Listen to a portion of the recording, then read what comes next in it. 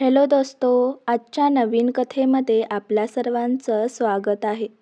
आजच्या नवीन कथेचं नाव आहे वसियतीचं सत्य. गावातल्या मोठ्या घरात एकत्र कुटुंब राहत होतं.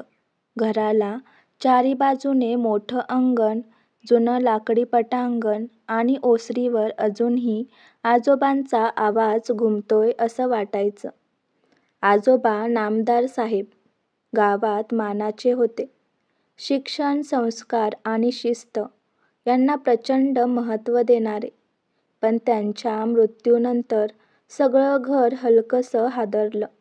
कारण वकिलांनी वाचून दाखवलेली त्यांची वसियत कुणालाच अपेक्षित नव्हती. आजोबांचं निधन झाल्यावर गावातल्या वकिलाला बोलवण्यात आलं. घरातली मुलं, नातवंडं, सगळे नातेवाईक जमले. वकिलांनी कागद बाहेर काढला. सगळ्यांची नजर त्या कागदावर खिळली होती. वसियतीत संपत्तीबद्दल नेहमीसारखी मांडणी होती. शेतजमीन मोठ्या मुलाला, घर धाकट्या मुलाला, थोडीफार रोख रक्कम नातवंडांना. पण शेवटच्या परिच्छेदात लिहिलेलं वाक्य ऐकून सगळ्यांच्या अंगावर काटा आला.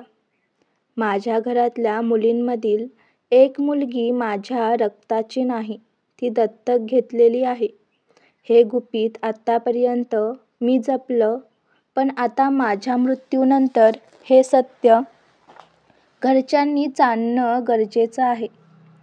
हॉलमधलं वातावरण क्षणात बदललं. कोण आहे ती मुलगी? सर्वांच्या नजरा एकमेकींकडे फिरल्या. 4 मुली होत्या घरात. सरिता, आरती, मीनल आणि कविता. चौघीही गप्प झाल्या. कुणीच धाडस करून बोललं नाही. मोठा मुलगा शरदराव रागाने म्हणाला, बाबांनी असं का लिहिलं? आता घरात वाद होणार. धाकटा मुलगा विश्वास मात्र शांत होता. तो म्हणाला, त्यांनी काहीतरी कारणास्तव गुपित ठेवलं असेल, पण सत्य शोधल्याशिवाय शांत बसता येणार नाही. दुसऱ्याच दिवशी शरदराव आणि विश्वास वकिलांकडे गेले. वकिलाने सांगितलं की आजोबांनी वसियत लिहिली तेव्हा त्यांनी नाव सांगितलं नव्हतं, पण काही कागद वकिलाकडे ठेवले होते. ते कागद पाहिले असता एक दत्तक नोंदणीची प्रत सापडली, पण त्यात मुलीचं नाव झाकलं गेलं होतं. फक्त एवढंच दिसलं, 1988 साली पुण्यातून दत्तक घेतलेली मुलगी. सगळ्यांच्या मनात संशय वाढला, कारण घरातल्या 4ही मुलींचा जन्म आसपासच्याच वर्षात झाला होता.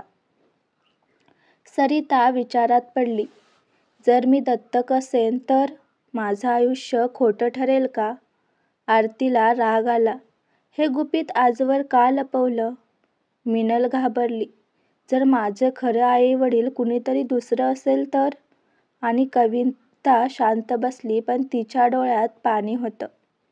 4ही बहिणींमध्ये एक अदृश्य भिंत उभी राहिली. विश्वासने जुन्या कपाटातून आजोबांच्या वही काढल्या. त्यात जुन्या आठवणी, नोंदी लिहिलेल्या होत्या.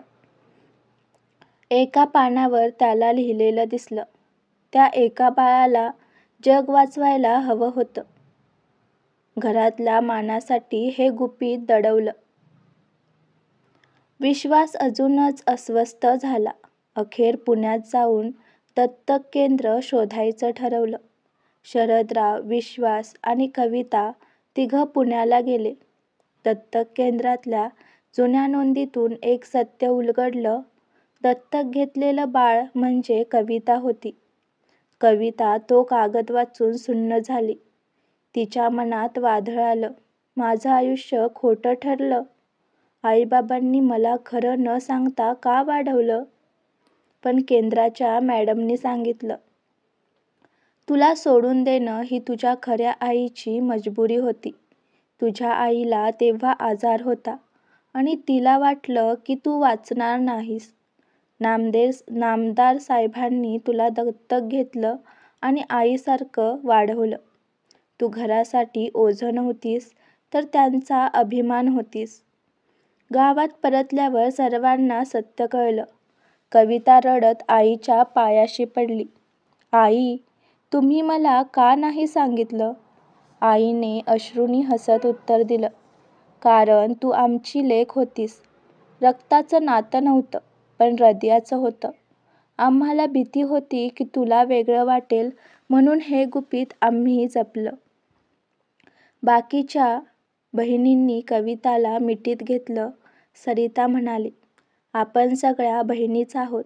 कोण दत्तक कोण नाही यात फरक कुठे आहे?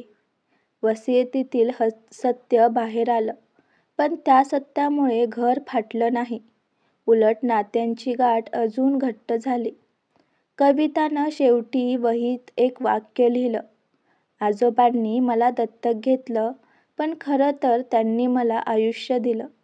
आणि आज माझं खरं नातं रक्तात नाही तर मनात आहे. घरात पुन्हा हशा ऐकू येऊ लागला. आजोबांचा आत्मा त्या जुन्या घरात कुठेतरी हसत असेल असं सगळ्यांना जाणवलं. आजची कथा आवडला असल्यास व्हिडिओला लाईक करा, चॅनलला सबस्क्राईब करा आणि कथा कशी वाटली हे कमेंटद्वारे जरूर कळवा. व्हिडिओ जास्तीत जास्त शेअर करा. धन्यवाद.